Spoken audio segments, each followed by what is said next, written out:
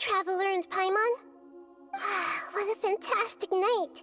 I'm still immersed in all the happiness and joy, like a candle floating on water. So are we, and that's why we're here to talk with you. Is there anything you want to know?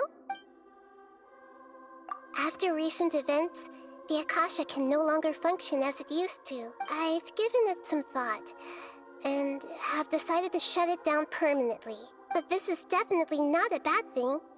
Even from the beginning, I've been planning to shut it down. The Akasha's centralized administration of knowledge has always restrained people's curiosity and curtailed the number of paths available to them. I don't think this is good for Sumeru. Although people may initially feel a little uncomfortable with the loss of the Akasha, they will soon understand that this life is more suitable for them. And as for the future of Sumeru, I'm preparing to regain control of the academia. The former sages have received their punishment, but the new sages have yet to be selected.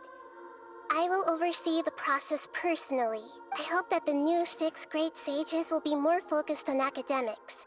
Sumeru needs such leaders more than ever. The other big issue is the people of King Deshret. All the residents of the desert, in fact. They have been mistreated for far too long. I've already taken some measures to address this. It will take some time to rebuild everything, but no matter if it's culture, friendship, or trust, we will rebuild it. You mean, what happened after the doctor put you to sleep? You guessed correctly. The top-ranked Fatui Harbingers, up to number 3, possess power comparable to that of gods. I was no match for him in that kind of situation. However, in spite of the bad situation, I'm sure you remember the entity that changed your fate, the Heavenly Principles. In fact, the Heavenly Principles has been quiet since the Conria disaster 500 years ago. I used this point as leverage against the doctor. I told him that the Heavenly Principles may be awakened if I destroy the Gnosis. Although it's just a bluff, he still fell for it. I assumed that the Heavenly Principles wouldn't just stand by and let such extensive damage to its laws take place. And as for what I exchanged for the Gnosis, the exchange served as both punishment for the doctor, as well as a boon of new knowledge that I couldn't refuse as the God of Wisdom. He's still in a coma. I've hidden him like how one would hide a feather. I know you have many misgivings about him, but as someone who had become a god, he has retained a number of very useful features. Don't worry, I'll keep an eye on him and make sure he doesn't do any evil. In addition, there are still some mysteries left in him. Some things may be very clear from my perspective, but he is still yet to understand them himself. His future will be determined by fate. Is that where you're headed next? Fontaine, the Nation of Justice? As far as I know, that nation operates in a judicial system. Does their Archon personally judge people? No, there's a Chief Justice in Fontaine. Generally speaking, the Hydra Archon, Focalor, won't preside over individual trials. However, even then, Focalor will still make herself present at just about every trial. It seems that she just likes to immerse herself in that sort of atmosphere. As Archon, she still reserves the right to influence the final verdict. Anyway, let's just say she's got, a very unique personality. Are you sure? Isn't there something else you haven't asked about yet? Huh? You mean... About your sister. While you were resting at Gandharvaville, I took some time to perform an Irminsul search for information on your sister. Yeah! Isn't Irminsul a repository for all the information and memories of Tevat?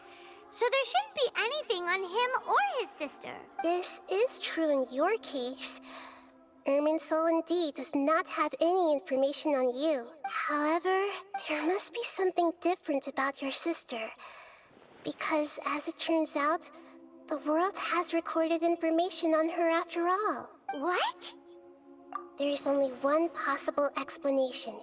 She belongs to this world.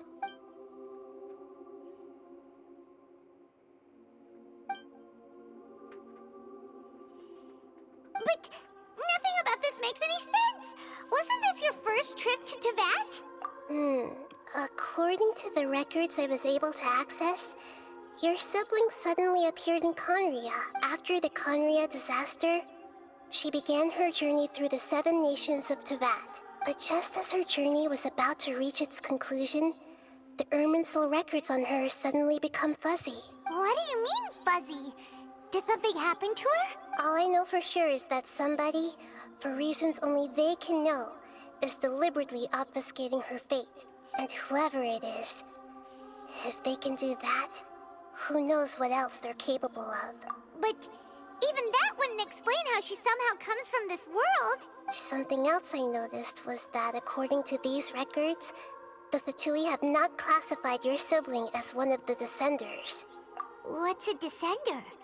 Paimon's never heard of it. Look, I'm sure you must be curious about the information I received from the Fatui in return for my gnosis, right? A very important part of the intel was about this world's Descenders. External beings, ones that don't belong to this world. Traveler, you are Teyvat's 4th Descender. Huh? So the Fatui count 3 other Descenders before the Traveler, and his sister isn't even one of them? That's right. My current hypothesis is that the first Descender was likely what we now call the Heavenly Principles. As for the other Descenders, I still need to verify their existence. It could take me some time. Paimon's head's about to burst from all this crazy new information. And yet, even knowing all this, I'm sure you must still have a lot of unanswered questions. I must say, I truly regret that I can't help you more as the God of Wisdom. There are many questions in my heart as well. I will need some time to go through each one of them. And soon, you'll also begin your journey anew and depart from Sumeru. I'm very interested in your future. It's a journey that can't be observed or recorded by this world. If fate is the ultimate knowledge, then your future will be the ultimate fate. Paimon's sure glad we got to meet you, Nahida. The pleasure is all mine. I can't thank you enough. Alright, that's enough talk for today. If you ever miss me, just close your eyes, and maybe I'll appear in your dreams. Chapter 3, Act 5 completed. Seems Jean wants our help with something. We should go pay a visit to the Knights of Avonius when we have a moment.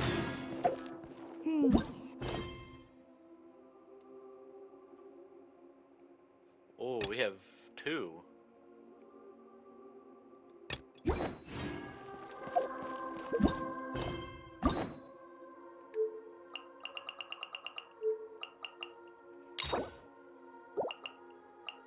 Now we've unlocked all of them. Holy shit.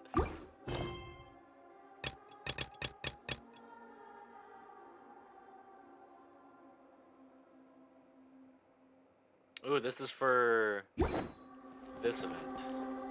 Alright, well, that'll be all for this episode, guys. Thank you for watching. I'll see you in the next one. Peace.